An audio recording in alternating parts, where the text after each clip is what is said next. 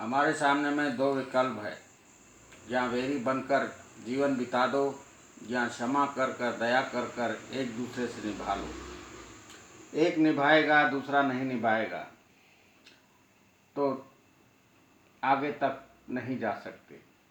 वैसे पति पत्नी एक दूसरे को क्षमा करके चलते हैं तो उनकी निभती है। जो पति पत्नी एक दूसरे के दुश्मन बन जाते हैं तो उनका परिणाम तलाक होता है। वैसे ही हमारे रिश्ते हैं, रिश्तों में जैसे भाई बहन है एक दूसरे को क्षमा करेंगे तब रिश्ते आगे निभ सकते हैं और चल सकते हैं। छोटे को क्षमा करेंगे या बड़े को क्षमा करेंगे, ये आके क्षमा मांगेगा, ये हमारी चाहत पर कभी फैसला नहीं हो सकता। युग बीत गए, दादा से पिता तक, पिता से पुत्र तक, पुत्र से पोते तक होता हुआ आज तक कोई भी अपनी गलती को स्वीकार नहीं किया और न करेगा। इसी सोच में हम रहते हैं और वैरी बनकर जीवन बिता देते हैं, पर जीवन हमारा ही खराब होता है क्योंकि हम अकेली लकड़ी हो जाते हैं, टूटने में आसान हो जाती है और हम ज़्यादा जीने का ख्वाहिश नहीं रखते। हमारी ख्वाहिशों में सिर्फ वैर है। वैर कभी भी जीवन आगे नहीं ले जा सकता। दया जब हम दूसरों पर करते हैं, अर्थात दूसरों पर कोई दया नहीं कर सकता, स्वयं अपने आप पर 48 इंद्रियों पर इंसान दया करना सीख जाए।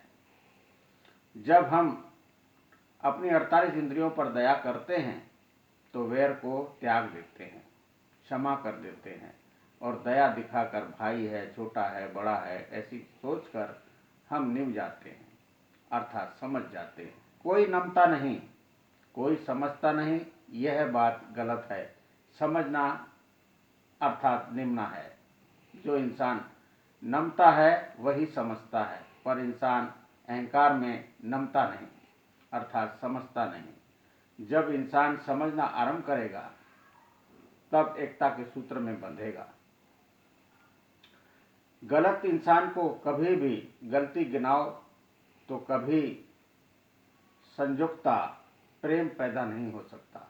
क्षमा कर कर जब उस बात को हम भूल जाएंगे, उनकी गलतियों को भूल जाएंगे, तभी हम जुड़ सकते हैं। जोड़ का एक ही शब्द है क्षमा। क्षमा और दया। जब हम अपने रिश्तेदारों पर, अपने भाई बहनों पर ही दया नहीं करते तो किस पर दया करेंगे। हम व्यापार करते हैं, व्यापार में कोई इंसान हमारा पैसा खा जाता है तो हम भूल जाते हैं।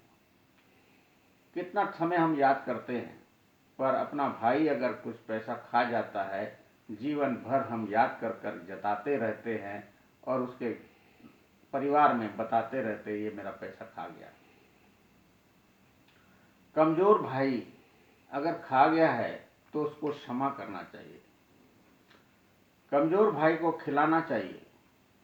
हम जब भिखारी को दान देते हैं पर अपने भाई को, अपनी बहनों को कभी सहायता के लिए भी आगे नहीं उठते। सहायता अर्थात क्या? सहायता अर्थात निस्वार्थ होती है, कर्ज नहीं होता। कर्ज देता है, दुनिया में जितने भी कर्ज देने वाले हैं ब्याज देते हैं, पर अपने भाई बहन कभी ब्याज नहीं लेते। जब होगा देगा। हमको डुबा के उसकी सहायता करनी है, इसको कहते हैं निस्वार्थ सहायता। निस्वार्थ सहायता कर कर अपने भाई बहनों को जब हम बलवान बनाएंगे, उसी को ही कहते हैं दया।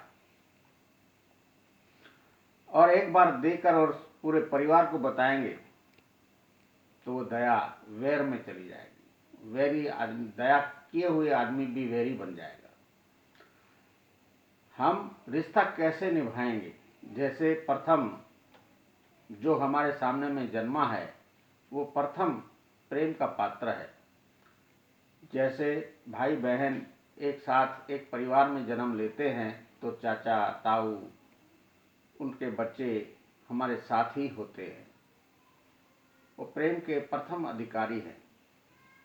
फिर हम लड़की बहन ब्याहते हैं तो दामाद, साला, जीजा, ये सारे रिश्ते बनते हैं, दूसरे नंबर के पात्र हैं।